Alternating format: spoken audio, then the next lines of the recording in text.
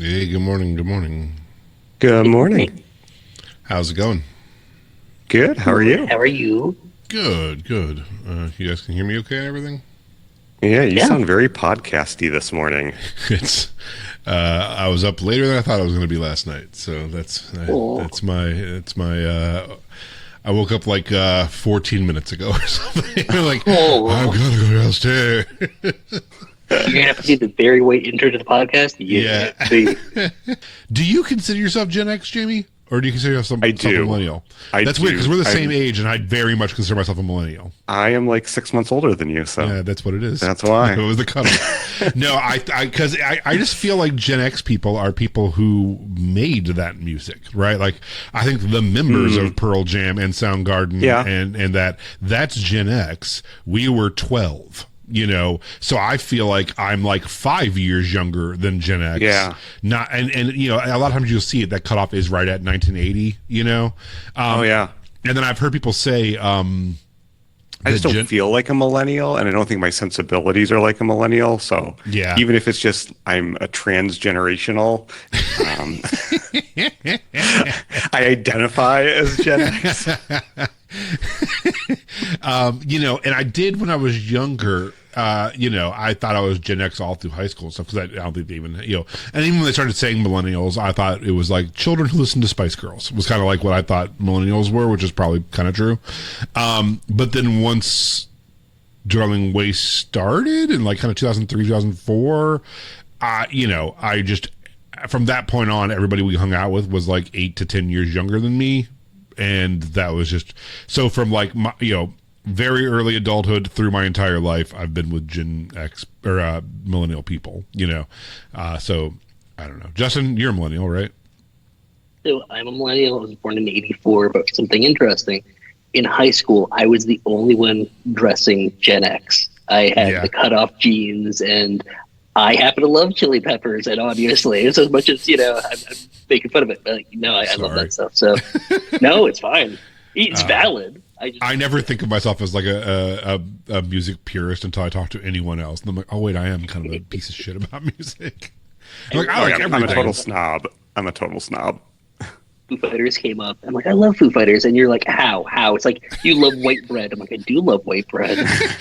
do you like milk toast? I do want to go back really quick to when you said there were too many Jerrys. I'm gonna just throw out a Lance Waste fact from 2012. You named your Skyrim horse Jerry B. Oh yeah, Jerry B the horse was my favorite. Yes. Yeah, and that's a big thing I've always done is whenever you can name something, especially in like fantasy games, it cracks me up to name them something really mundane because then they'll talk about it the rest of the game. And like, yeah, I think it's one of the Zelda games you can name your horse. I think that's where that came from because I think Jerry was my horse in the Zelda game, and they'd be like, Link, you must fly to Hyrule to blah blah blah blah blah. Get Jerry. That always cracked me up. Yeah, and then so Jerry B was my horse in Skyrim. I name all my horses in Red Dead too, and they all have like that very similar names. Like I had a horse named who was this beautiful white stallion with braided hair named Todd. Like he rode into town on a horse named Todd. Oh, that's the name of this next Darling Waste album, if ever I heard one. A horse named Todd.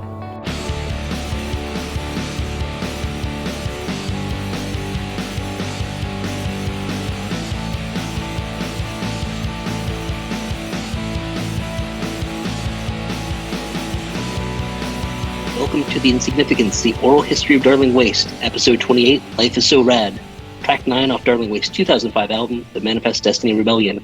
My name is Justin, and these are my co-hosts, Lance and Jamie. Welcome. Hey, good job. I liked it. Thank you.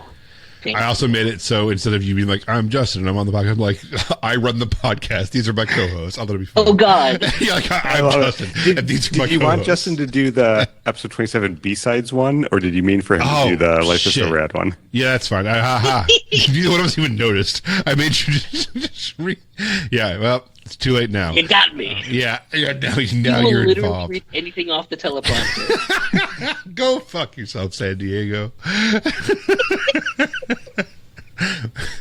Okay, so it's been an hour. We should probably talk about Darling Waste.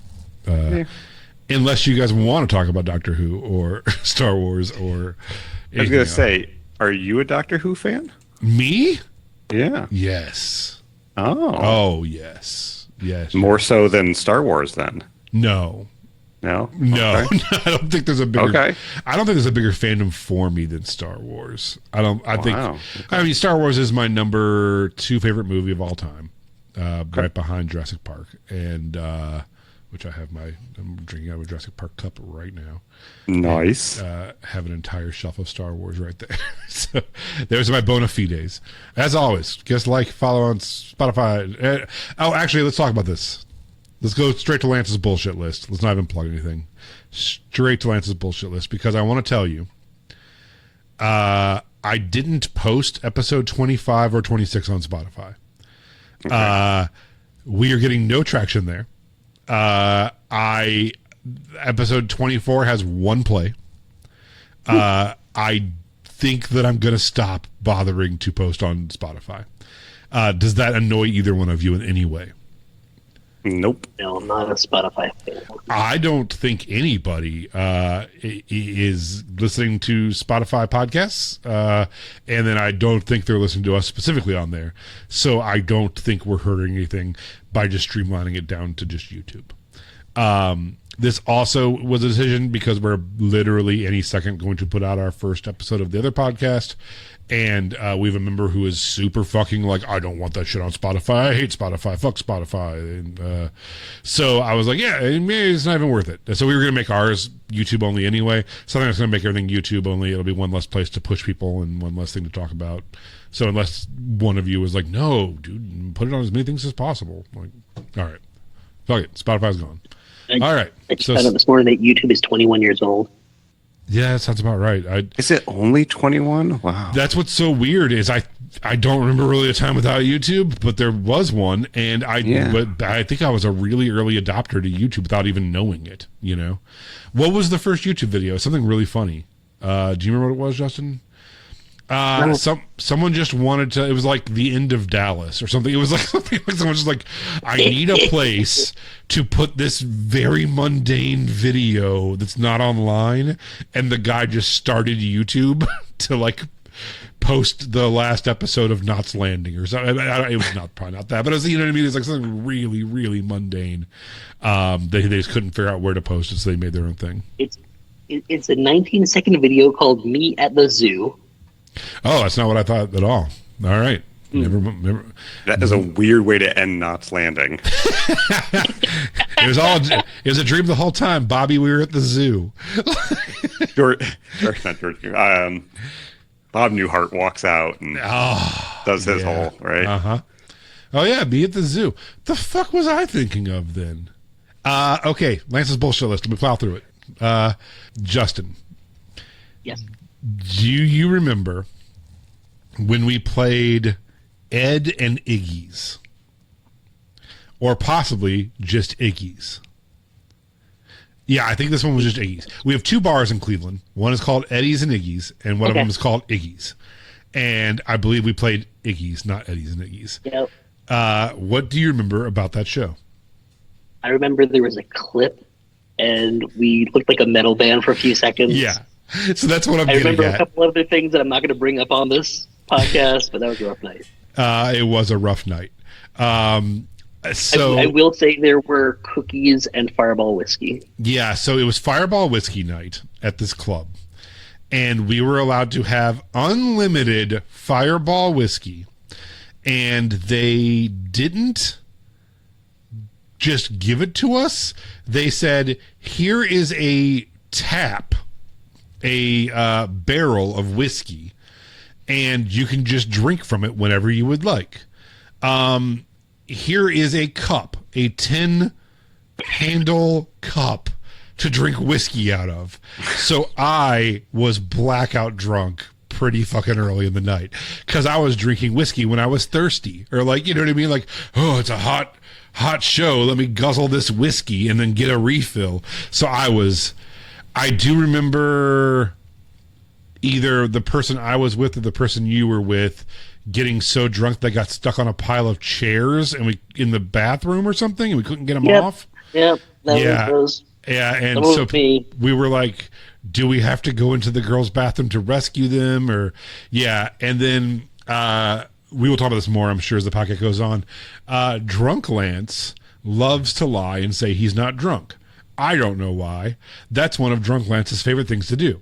Sober Lance often learns to give people a heads up. I know several times, Justin, I've gone to you and be like, no matter what I say later, do not give me these car keys. I'm lying to you. And then later we'll be like, no, dude, I'm fine. Let me just get those keys. And you're like, yeah, I can't. I'm like, dude, look at me. I'm totally sober. Or so this was one of those nights, and everyone said, Lance, are you good to drive? And I said, oh, yeah, fucking, I'm sobered up hours ago, dude. I'm fine. And it was our van and our trailer, and we were in a parking lot. And they said, are you sure you're good? I'm like, dude, yeah. Like, I'm fine. I sobered up hours ago, like with my body weight and the amount of... sobered up before I started drinking. Yeah. And then I put the car in drive, drove over the stop thing in the parking lot with the front tires, then the back tires, then our trailer. Then I was on a sidewalk because that was not an exit. And then have to drive off of a sidewalk. And I'm like, look, that could have happened when I was sober. I just didn't know that wasn't a way out. I just remember never have I had such an instant, okay, maybe I shouldn't be driving moment from when I just drove over the backstop and down a Lakewood sidewalk. The person I brought with me, who you two, you and the drummer rescued from the bathroom, threw up in the van the whole way back. And when we arrived at our destination, you just picked them up and put them in my car, and I transferred that person. I do remember that part. Who I had to call off work for them the next day. That's how that went. Yeah, I remember they were so bad. An hour later, when we got back to Medina, they were still just gone. So I'd be like, well, here's your person. Car. Have a great night. I do remember that. I was so over everything that night. I had fun playing, but it was the after that I was like, nah. So the point is, Jamie, of this that I wanted to share with you is we talked about how in tour vans, when you're there, it's a normal song. When you give it away to us monsters, it gets worse and worse. Justin, do you think you... Okay, I found the clip. Also, I missed it the first time because it looks like it's broad daylight in the clip, and it doesn't look like it's in a bar at night, and it's because of our lights. We have those lights that shine so goddamn bright. We have like floodlights, and it was mid-floodlight when he started the video. Because nothing makes a band look better than being in broad daylight. In a tiny bar corner with these like fucking garage work lights, but that's 100% Darling Waste. Yes, it is. We'll move on. We'll do that next time.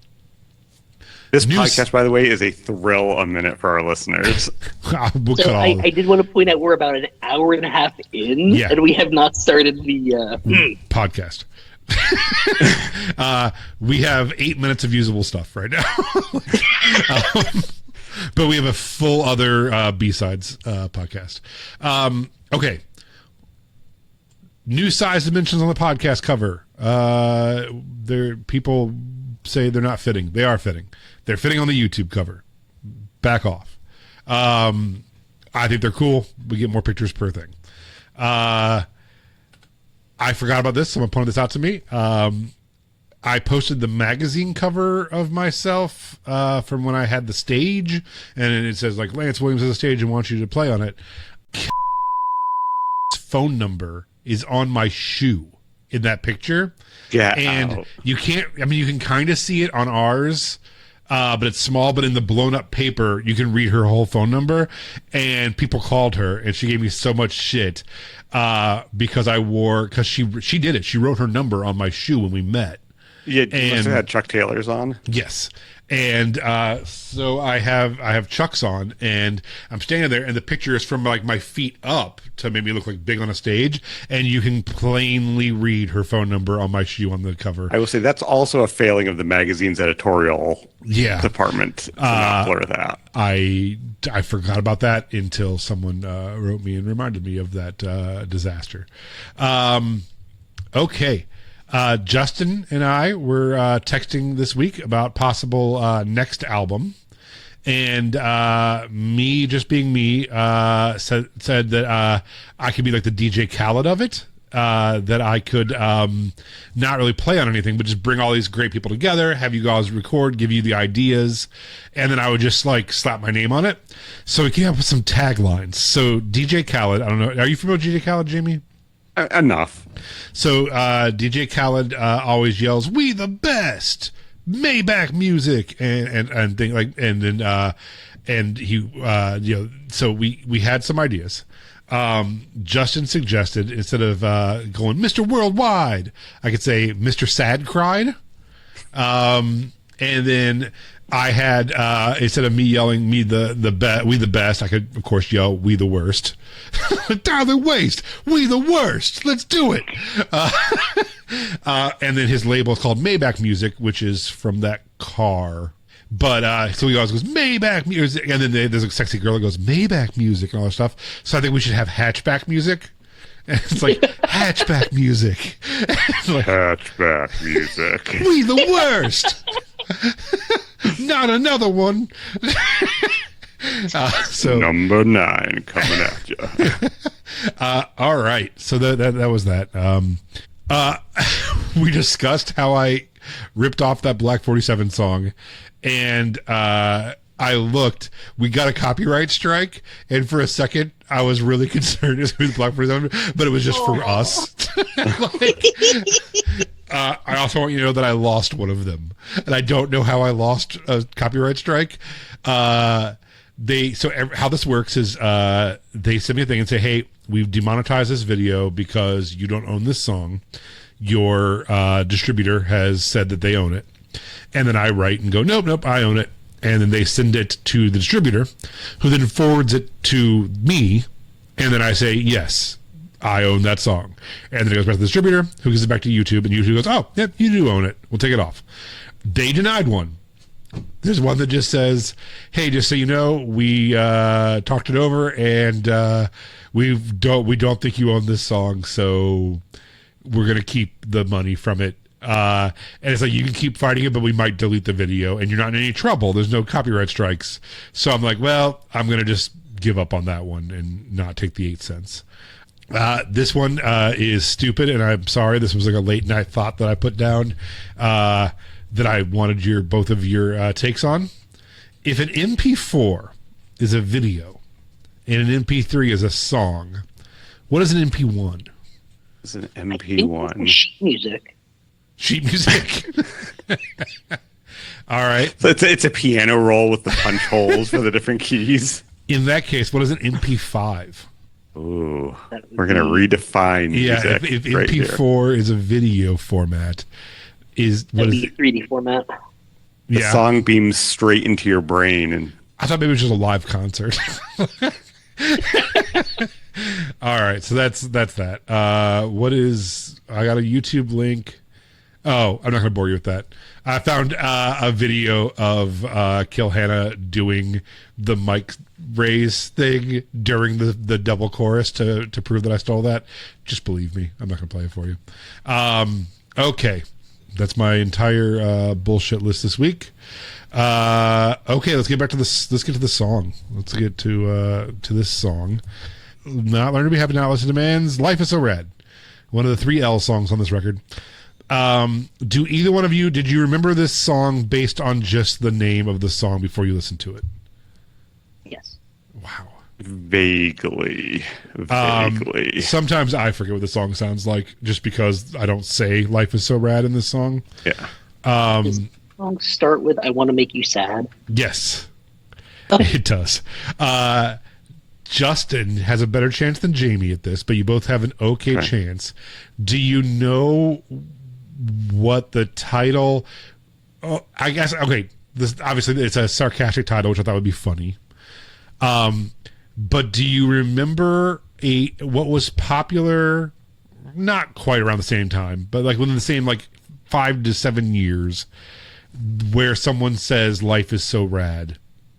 Why I started saying it. Yes, good job. It's the Sweater Song by Weezer. They're like, "Hey, you want to come to a party? Yeah, man, I'm so stoked. Life is so rad." And I used to just say that all the time because I thought it was so funny. But I would say it like "fuck my life," but it was before "fuck my life" was even a thing. Whenever something would happen, I go, "Life is so rad." It's just sad way. The amount of Weezer we talked about in the last one. Right? Yeah, this is another Weezer callback. But yeah, that was one of my sayings when I was in high school into college. Whenever something horrible happened, I go, "Life is so rad." So Life is So Rad is the song. By the way, this is the song that I forgot to play at the 20th anniversary of this album. I don't know why. I just never rehearsed it. I never thought about it. I just forgot it was on the record. I even looked at the liner sheet and made my little playlist or my little list to rehearse, and just somehow missed it. And what would the live version of this have sounded like? Just B and A back and forth, and me singing. Okay. That's it. Yeah, it's just 2 chords, I think. Maybe there's another one. But just a real stripped down, no band. Yeah. Oh, yeah. Yeah. The whole show was just me and acoustic or me and a piano. Oh, gotcha. But yeah, and after the first show, no one noticed, and then after the second show, someone said, "Hey, you didn't play Life is So Rad." I'm like, huh. I forgot that existed. So my bad. Okay, and then I found some pictures of the club. Oh, nice. This is me and the man who owns the building. God, I remember it so well. Yeah, and we kept that TV. I had that TV for years. I guess we stole it. I didn't know that I did. You sure that wasn't your TV? I mean, I don't think so. It looks like it came with the hookah bar. I still have this chair over here. That chair, I used to have 4 of them, and we got rid of all of them. But I have 2 chairs, so I guess I robbed this guy on the way out. I don't remember doing that, but I owned most of this stuff sitting in this picture. I also love that he's smoking inside, and I got my Chucks on there, got a Wu-Tang shirt on, and a. Actually, couldn't you in that time period still smoke indoors in Cleveland bars? I'm guessing. Oh, for sure. Yeah. And then I have a Santa Cruz skateboard hat on. Very of the times. Here is the picture that maybe, I don't know if you took this, Jamie, or not, but I'm wearing a Bert is my homeboy shirt from The Used when they were making fun of the Jesus is my homeboy. There's the carpeted stage. Yeah, there's the stage. There's the nailed front of house or monitors. And we put those 2x4s to keep them from sliding off, right? Yeah. Well, no, they're seats at an angle. We angled, this is the... Gotcha. Yeah, this is the monitor, and it's not standing up. We angled it by hammering nails into the side of this thing. Gotcha. Took me a long time to figure out what this is, but I bet you guys will get it way before I did. What is this item right here? Can you tell what that is? It really messed with me, and I did figure it out, though. That's a home phone. That's a cordless phone. Oh my god! Oh. Yeah, that's the club's phone. I thought there was a cable going into it, but it's just sitting on some cables. Yeah, and that's a little antenna right there. I was walking around with the club's phone, skateboarding around probably with the club's phone. I got the skateboard on. So there's that, and then Jamie, I found this picture of us building the stage. Yeah, look at that. And yeah, these pictures were almost completely useless. They were all just black from all the backlighting. So this is the best I could get them. I really tried hard to get them.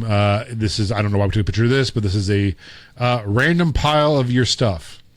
Some backpacks and some cables and 2.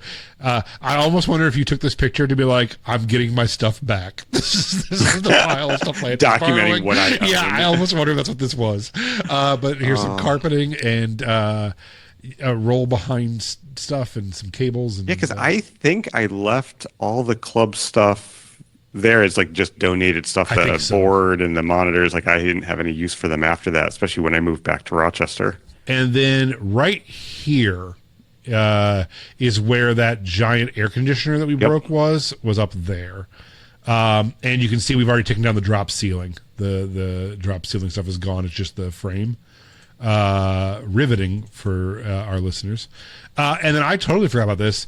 There was neon red lighting all the way around that came with the hookah bar that we would turn on. And then it says 1034 Club in what appears to be marker on the front glass door, which I don't recall. Okay, let's listen to that song. Let's do it. Let's do it.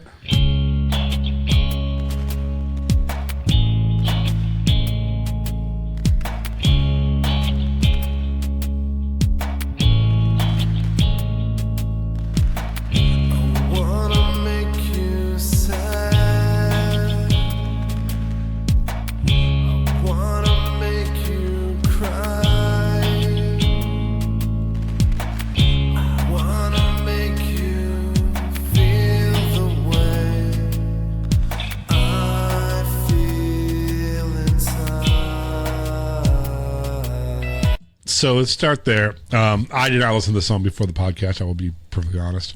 I haven't heard the song in 10 years, probably. I don't think it aged well. Really? I am the opposite. Really? Okay, talk to me. I'm enjoying the fuck out of this. I like the little crackly stuff and the breathing and the clicking, and that's, I guess, all you, Jamie. That all sounds very Jamie production. Yeah, the crackling is literally from a guitar cable in a guitar and just like wiggling it just barely in and out and stuff. I was wondering. I was like, I can't place what that would be. I like the whispering. I'm joking in this song. The song is tongue in cheek. I'm being like I'm just taking a piss. I thought it'd be funny to like how heavy can we lay it on kind of thing. Which is, yeah, I was gonna say we did it a lot, and we didn't do it a lot. A lot of times we were sincere. But sometimes we were, and this to me is more of a joking song. Is that what didn't age, the lyrics? Is that what you're... I don't know. Even the production just sounds very of the time to me. And like, it's really interesting. Like the opening beats, music of the song is like what I immediately remembered when I thought about this song. Like I could really place that piece, and like actually hearing it, I'm like, nah, this is, I don't know. This is an interesting thought because I have different genres of Darling Way songs. We talked about some in the last podcast where it's like, you know, A Year in the Life Lance's Traveling songs, or Change the Season piano ballad, or, you know, this is our up-tempo album opener, you know. This, I think, starts another genre of Darling Way songs called Little Electro Radiohead twee songs that Lance fucking loves that he can never convince anyone else in the world to enjoy. And I have like 10 of these things, and I actually started a side project called Frozen Lakes to put these kind of songs out. I remember you starting that. This is a genre that I love. This is a style of music that I love. I don't know what you want to call it. It's Radiohead meets the Postal Service, just electronic tinged sad acoustic music that I always think is the coolest fucking thing ever. And then I show it to everyone and they go, eh. And we have one of these, maybe not on every album, but a lot of our albums have a song that's just this 3-minute, 2.5-minute little like boop, bleep, boop, boop. I am so sad. And everyone's like, yeah, it really is like sad Postal Service. I think yeah, you and they're like, nailed it I just with that. skipped this. Like everyone always just skips this one. And the Angels songs on Good and Bad Angels are that. Justin, we just filmed a video for one of those in Brooklyn that one time. I don't remember what song it was, but that is that's an Angels song. That's a bad Angels Tookie for me, I think. And then there's one, I think, I don't know. But anyway, a lot of our albums have this thing, and I like it, and no one else does. So that's why I'm enjoying it. What if you put out a compilation album of all of those songs under a new like band name and everything, and put it out there into the world as like a cohesive thing? I wonder if people in that scene could like we it. find our yeah, and I don't know why, but I've always just liked this like sad robot music, kind of thing. All right, Justin, any thoughts? Anything you want to throw into that or no? Yes. So I also haven't listened to the song in about a decade, so I was proud of myself for remembering it. But I'm thoroughly enjoying it. Like that first little bit, I'm like, yeah, I do like this. Would you say it's sexy? No. All right. That's going to be one of my new questions every week. Does it sex? Yes, that's the way to phrase it. I really Can I just throw out real quick? Yeah. When we were with Guerrilla Music and they were trying to help us, they're like, listen, you guys aren't sexy. You're all about heart, but not sexy. It was just, do you remember the? Yes. It's funny. I had a conversation for the first time in 10 years with who was our manager. And the conversation was, because I'm just adding everyone that was part of the Darling Ways journey in the thought that maybe at some point I will talk to them about this. So I added back, and he wrote me this letter that was really nice and really heartfelt. But it was basically, hey man, thanks for adding me. I thought about you a lot in the last 10 years. Really sorry the way things went down. Let's squash the beef. No ill will. And I'm like, we had beef? Like, I don't fucking remember not liking you. I guess I probably didn't. I don't really recall having beef with I don't know. I had beef with Gorilla. Maybe he just inherited it. I don't know. But do you remember me not liking? So I don't remember that, but I know you as a person in general have told me so many stories where it's just, and it's not, a slight to him, but it's just like, oh, I don't even think about you that much. That like, I forgot you existed. I didn't realize you were upset at me. We did kind of maybe beef over a girl, but it was a... Ooh. So I don't really think he gets to claim her. And I remember one time... feminist perspective, nobody gets to claim another person. Move on with your story now. I remember being at a bar with her once, and he was like, what? And I didn't even like her. That's the thing. Like, she's kind of sucked. Justin, you probably remember her. Her name starts with an A, probably. There's a 1 in 26 chance. Do you remember me hanging out with her? Yeah, that's fucking weird. She was not my type. I don't know what I was doing. So at that time, you had just gone through a rough breakup.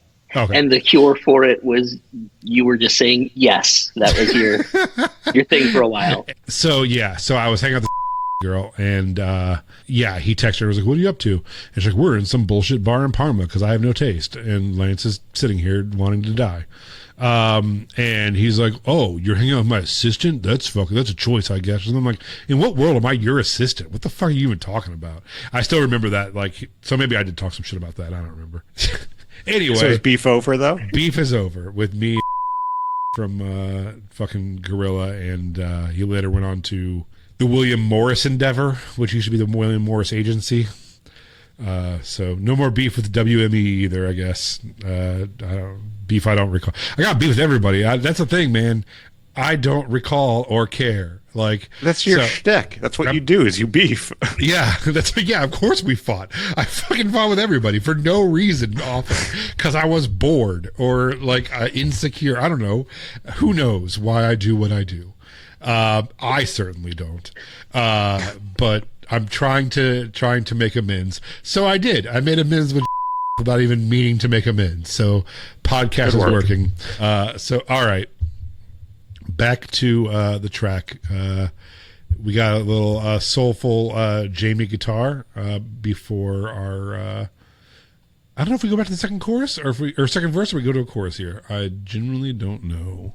It's 4 minutes, so I'm guessing we go to a chorus. Here we go.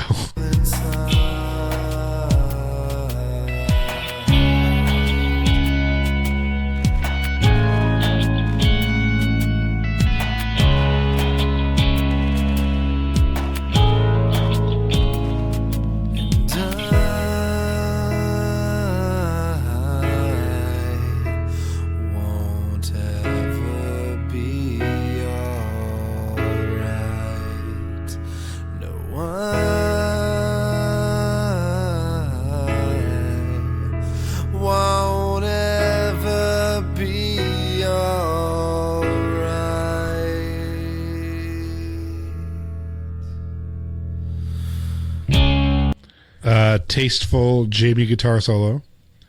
I liked the opening little reverse arpeggio there. That was nice. Soulful.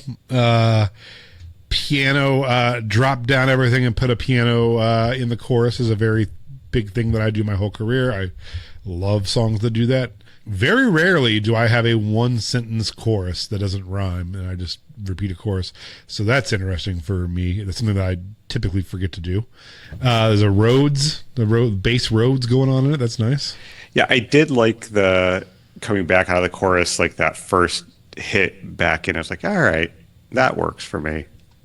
I like the long pause there. Yeah, a lot of room to breathe. It's fine to fill the 9th track on an album. Yeah. This is really resonating with me. I'm absolutely loving this right now. Good. Cool. I'll write 10 you more found just a for fan you. for your... It just takes one. It took me this long. Yeah, this one changes tempos. And so this is very first album, Darling Waste-ish, as well. This has a tempo where did it changes. come in your writing timing-wise? Was it a late edition, an early edition? Don't recall this song at all. I'm assuming very early. Even the lyrics and the jokingness of it and stuff feels first album-y to me. This would fit on the first album, I feel like. So my guess is this was a very early song. All right, here we go.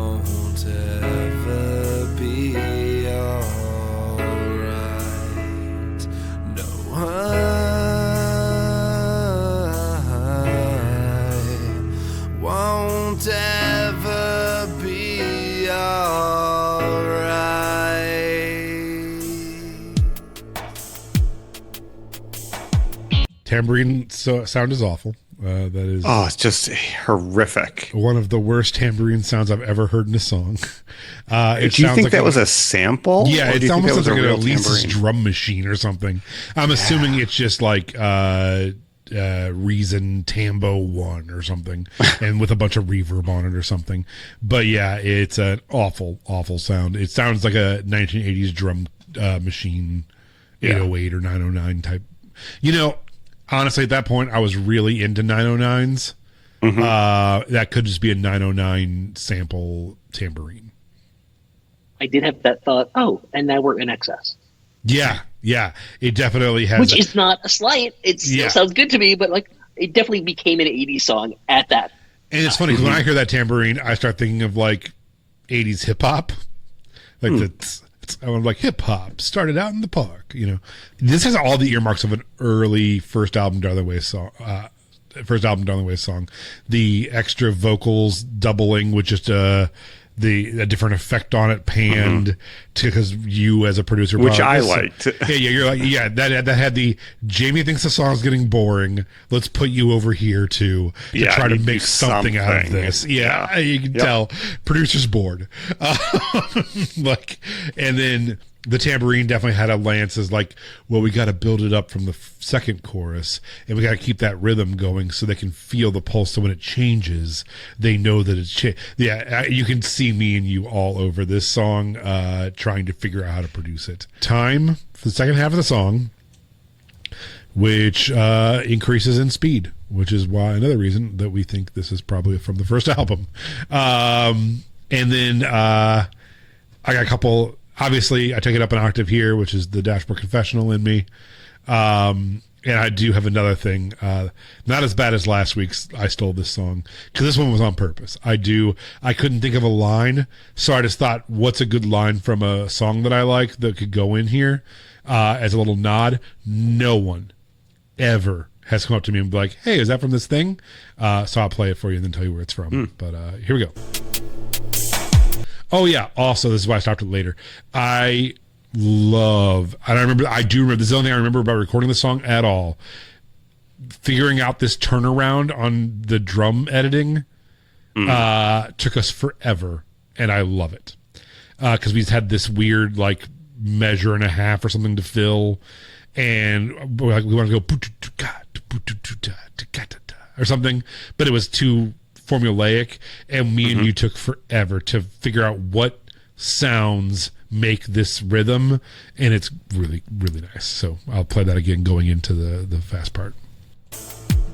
Hold on, back it up.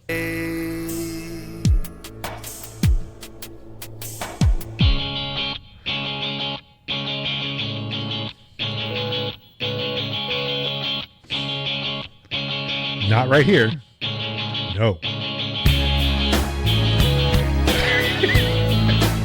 Not here.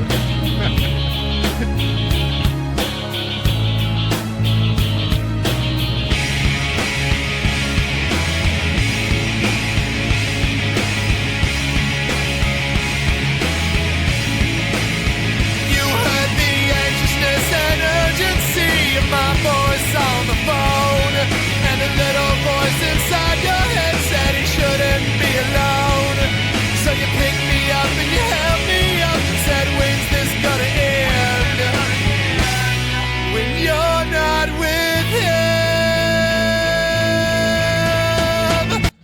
So first off, Jamie, you are just arbitrarily wrong. This song rips. Okay, I do love the second half. Everything about the song is fucking rules. I'm totally into the second half.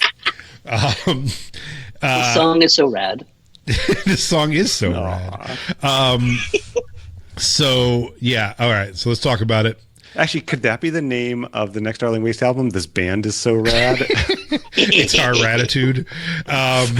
Okay, so... Well, maybe you wear a cowboy hat on the cover. I think I cut out... We have options here. I think I cut out the entire us talking about Mario Golf from the last episode. Because I knew we were doing it in this episode. Do you want me to just paste it in here? If you think we covered it sufficiently. I think we did.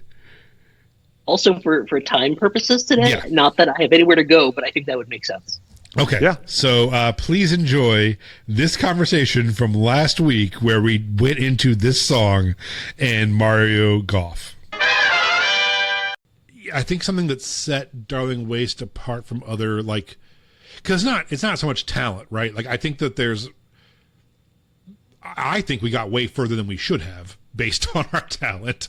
I think it is that, like, insane attention to detail and in deeply caring about minute details that a lot of bands don't. And I don't know if I do anymore. I have to, like, try to get back to that.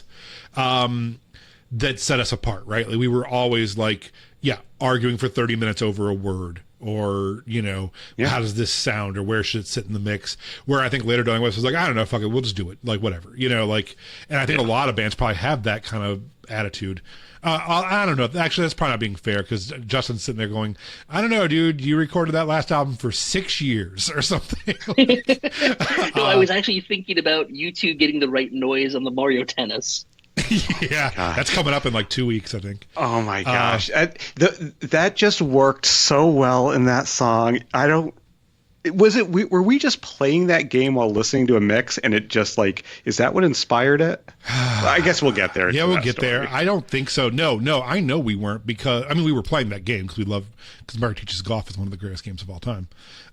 Is it what it was called, or just Mario Golf? It's just Mario Golf. Yeah, it might even just be golf. It's like Mario. The original. Yeah, I think like the Super Nintendo one or something is Mario Teaches Golf or something. Yeah, I think the one was called Golf Nintendo, but Mario's the guy. Yeah. But we were really into playing it as and Tecmo Bowl and all the great games. Right. The greats like Golf and Tecmo Bowl. And I think I have a memory of, and this is the wrong episode for this, but I do have a memory of us having to hit a birdie to make that noise, and we were recording it and couldn't hit the fucking birdie. We kept like every other time, it was no problem. Yeah, and it took us like 20 minutes to hit a goddamn birdie to get that sound correct. I do remember you and I then arguing over where it went in the song. Like, I wanted to overuse it, or I wanted to not overuse it, but I wanted to put it the same spot each time. And you were like, no, it has to come in at odd intervals, so you're never ready for it. I'm like, what is wrong with you? And then you're right. And that's always going to be our fight. Is I think songs are a math equation sometimes, and I'm like, cool, so we'll just drop this here because it goes here. And you're like, but what if we don't? And in the moment, I'm like, why are you being antagonistic for no reason? Like, just do the thing and let's move on. You're like, but what if we don't do the thing? What else could we do? I'm like, I don't know. Can we? But you're always right. Well, no, sometimes the thing is the thing, but it's only the thing when you've thought that it should be the thing as opposed to just assumed it should be the thing. Right. And I think that's a big problem with the last couple Darling West records, that I didn't have you there going, hey, are you sure? You know, I do want to tell you guys, I went on an eBay shopping spree a couple nights ago, and I bought Mario Golf. Oh, I still have it. Do you know that? That's awesome. I've never owned it. The very cartridge that this is recorded from. Yeah, so I'm going to attempt to play it and get the birdie. Maybe I'll go on to Twitch and live stream me trying to get the birdie. I mean, I know exactly like where we were when we were recording that. Like, here's my memory, and I think I'm wrong. Were we in Shaker? That's my memory too, is that it was that late in the production process. Yeah, this was the last fucking song we recorded or something. Because I was out of Cleveland for only 4 or 5 months maybe, and then had moved back. So that's wild, because that's what I thought too. And I'm like, that can't be right, because we recorded the next album at Shaker. Between Shaker that's and my memory as well. Yeah. Okay. Well, I think we were listening probably to a mix in the background and playing golf, right? And we're like, oh my god, it was a heaven sent moment. And, and that's really funny that you mentioned that, because that is something that we did a lot, or maybe not you, but I did a lot, because I wanted to stay focused, but I wasn't touching the controls. I would just bring video games and just grind video games while listening to mixes, and go, oh, actually, you know what we should do there, and just keep playing video games. It's also a really good way to listen to mixes the way people listen to music, which is not always with singular focus. Right, and I wanted to be like, does it bother me? If I can get through it without something bothering me, then the mix is doing well. Right. If I'm listening and go, ooh, no, I don't like that, so I played a lot of video games during mixing. I never thought about until just now. So I have bridge vocals there. Their very first album, which is another reason I think this is an early song, because the first album was all like, you're with another dude and I'm so upset, and this has that, so it's I like you heard the anxiousness and urgency of my voice on the phone, and a little voice inside your head says you shouldn't be alone. I enjoy those lyrics. And then I didn't have the third line, and then I had like, when's this gonna end when you're not with him? And I had another line there, another rhyme, and I hated it. I don't know what it was, but it wasn't when you're not with him. I remember she said like, when's this gonna stop when you're something something, and I was like, man, I hate this thing. So I think in recording I changed, or maybe you pushed me to change it, and we came up with, when's this gonna end when you're not with him, those rhyme. And I say, so you picked me up and you held me up and said, when's this gonna end? I had nothing there. That is from I'm not making this up at all, a Violent Femmes gospel record called Jesus Walking on the Water, which I just found out very recently. This year was not tongue-in-cheek.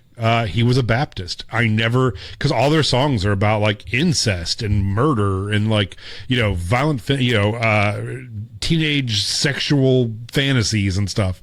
So, and then they just had this song that's like, Jesus walking on the water, my Jesus walking in the sky.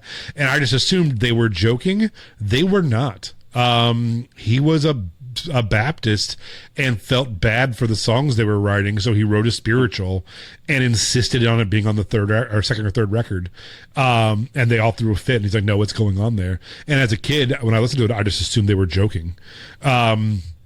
But yeah, in that song, the chorus is, Jesus walking on the water, sweet Jesus walking in the sky. I was sinking in sand, he took my hand, he held me up, and he picked me up. I can hold my head high. And so I did the, you held me up and you picked me up as a little nod to one of my favorite bands. Nice. Okay, let's get to the high choruses. Here we go.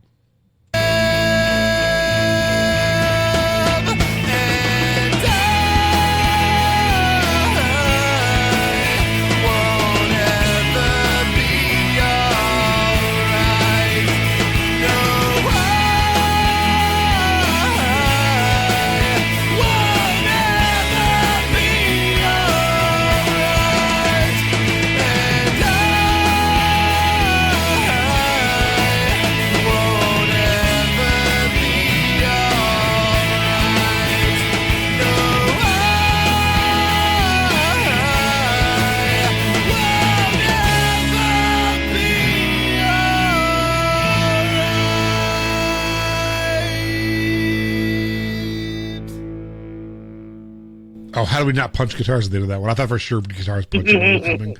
So here's your question of the day. Who played drums on this? Al. I don't know. We didn't credit anybody. We completely did not credit anybody. It has to be Al or a third person, but the entrance into that high chorus was rough. For drums? Yeah, go back and listen. Yeah, it's an edit. You can tell he must have went do and we're like, no, we want to pop pop pop pop, and you could hear the hard edit into it. Yeah, it's rough. Yeah, it is rough. So I remember I didn't hit the T at the end of All Right. I ran out of breath. Oh, and we went back in and put T? it. We punched the T, but then we decided it'd be really funny to put it way too late. I do remember it now that you mentioned it. Where maybe we did it too late and just thought it was too funny, and we kept it. I'm like, all right. Yeah, I think we were just fucking around and just like because we had the punch putting it wherever we wanted it. We should have left it. But I do remember when I heard the T, I'm like, oh, I remember that. Hitting that T really hard at the end. Okay. Any thoughts on the end of this? I don't, as much as I love the ending of like once the song gets faster and harder, I don't love the guitar tones. I think they're a little strident. Oh, I liked them. All right, I'll agree. I like the guitar parts. I like your playing. Yeah, I'm okay with the parts. All right, I think the song as a whole works better. I'd forgotten that the ending got so much harder, so that knowing where it gets, the first part bothers me less. Oh, good. I'm glad. When and where was this recorded? Your house in Shaker, at least for the parts we recall, and probably drums in basement in Brunswick. Probably everything else in the basement in Brunswick, and then mixed in Shaker. And the only famous part of the song, the beeps, were recorded in Shaker. Who played on it? Who knows? Let's see. Bothered to record. We literally don't mention this song in terms of who does what. So, to the best of our knowledge, you do vocals and bass. We don't know who does drums, and then I do everything else. Yeah, I'm assuming you for sure. That's the best we can guess. The drum production's you, for sure. The extra production with the cable stuff and the breathing's you. All the neat stuff's you. Probably the Rhodes is you. The bass was tasteful. It's probably you. No, it says it's you. Oh, shit. It says you played bass on the entirety of the album. Now, it doesn't mean I didn't write your part. Right. You had said, no, play this. Play this. Move your hand. Yeah. But stop going doo-doo-doo-doo-doo-doo. Just play a note. Is the song too long for Jaime? No. Yay. No, I'm okay. It's just over 4 minutes, and there's a good variation between the first half and second half, so I'm okay with the length. All right, good. If you could make only one change to the song as the producer, what would you make? What change would you make, Jaime? A golf beep only mix.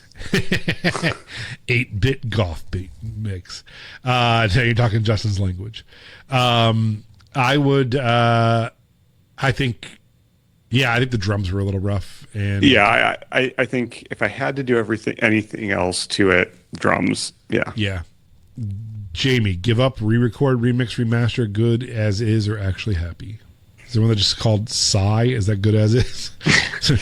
I think that's just don't expend energy on this song anymore. Yeah, it's a time capsule of what we were doing. That's it. Right. It is what it is. All right, Lance's lyrical lessons is this time.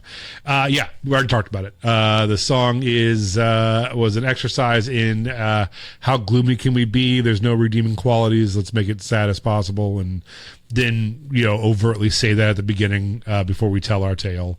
It's like, welcome, travelers. I want to make you sad. I want to make you feel the way I feel inside, and then because I won't ever be all right. And then this happened, and this girl was mean, and I won't be all right. And that's it. The end.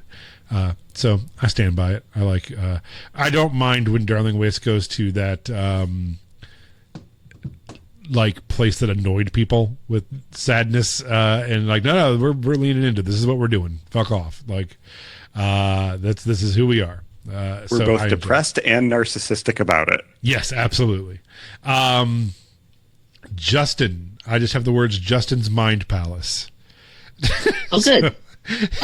I'm just glad that we've all agreed next album is chiptune. Yeah, good. I forgot that was a thing that existed until just now. It still upsets me. Because I don't have a lot to add to this. I'm just going to say that you had a rule where whoever drives the van gets to play the music. And I played Anna Managuchi, and you were like, okay, exception, no more asshole Tetris music.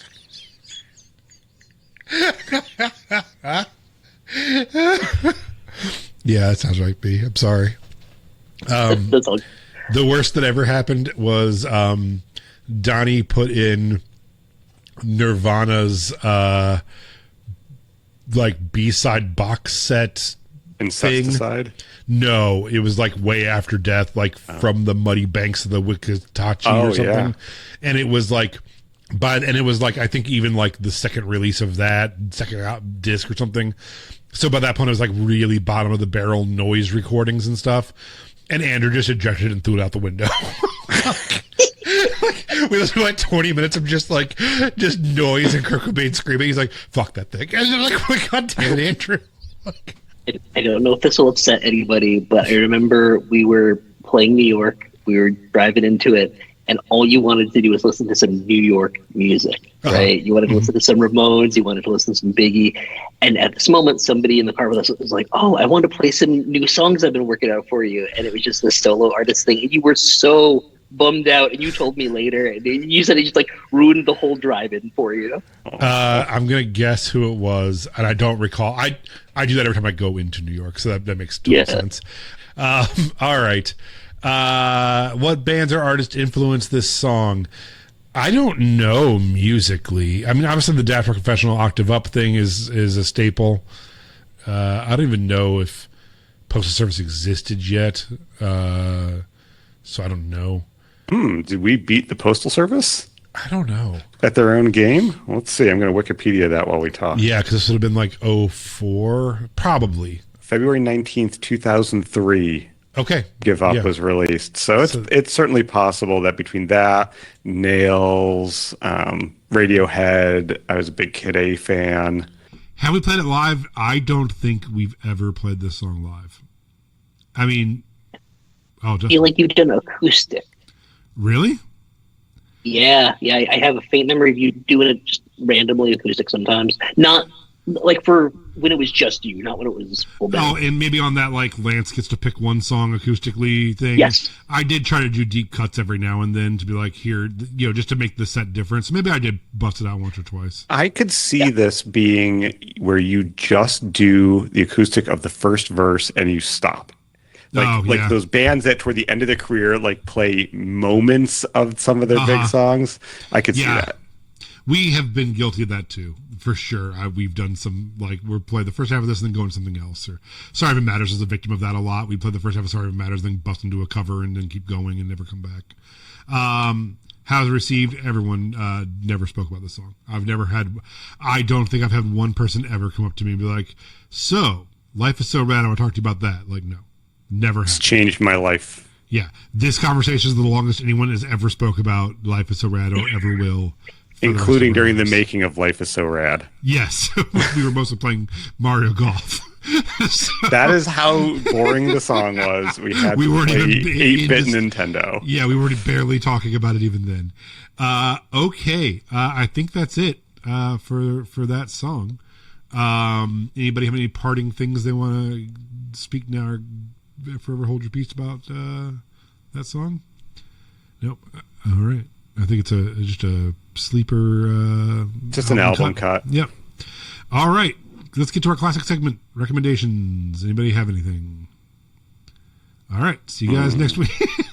I have one. There's a guy named Matt McCarthy, who is the guy who wrote for fucking WWF. Yes. For WWE for a couple of years. All right. So Matt McCarthy is a comedian and a writer. I don't know all of his credits, but I think he's done some late night show stuff. He has a thing called VHS Garage, which I love so much. He goes around and him and his wife, they buy VHS tapes at garage sales and Goodwills and stuff. And preferably ones that are taped. Like, he doesn't buy, like, he has a large collection of, like, actual releases, but he has something like 1,700 tapes of just things that he's bought that are home movies, or mostly anytime he sees one that is taped off of TV. If it says, like, Dallas or says Carlito's Way, he buys it every time. And then he goes live, and you have to pick a number between 1 and 1,700. And then he goes and finds that tape. He has all of them, in drawers and stuff. And he's like, oh, okay, this one looks like it's, The Godfather Part 2. Let's watch it. And then he will watch an entire movie on a VHS tape. Almost always, they're edited for TV. So he is this film historian. He points out the differences on the edits. And the cool thing is he edits all the commercials and makes his TikToks of the commercials that he found in Dallas or in Houston or wherever that week of 1989 when this thing re-aired. So you get to watch all these old commercials and stuff. So if you want some time to kill and you like nostalgia stuff, I mean, you'll just find these like Burger King toy commercials. You're like, oh my God, I remember that. Matt McCarthy, good guy. That's my rec. Love it. All right. You guys got anything? Or that? Calm app, Sleep Stories. LeVar Burton has one. Check it out. Oh, yeah. Yeah. LeVar Burton. Speaking of Star Trek, let's bring it all the way back. Oh, Puppy just came in. Oh, hello. As did wife. All right. Well, we'll wrap it up anyway. So here, let's see Puppy in the cone. Oh, no. That's why the guitar got knocked over. I saw the guitar go down for a second behind you. That makes sense. All right. I'll let you guys get out of here. I will see you next week. Love you guys. Love you. Goodbye. I'm sorry, Justin. I don't know you well enough for kisses yet. That's okay. God knows I do. Justin says, that's okay. I know your number. No, Justin would never. All right. I will see you all next week. You don't have to Bye. Bye.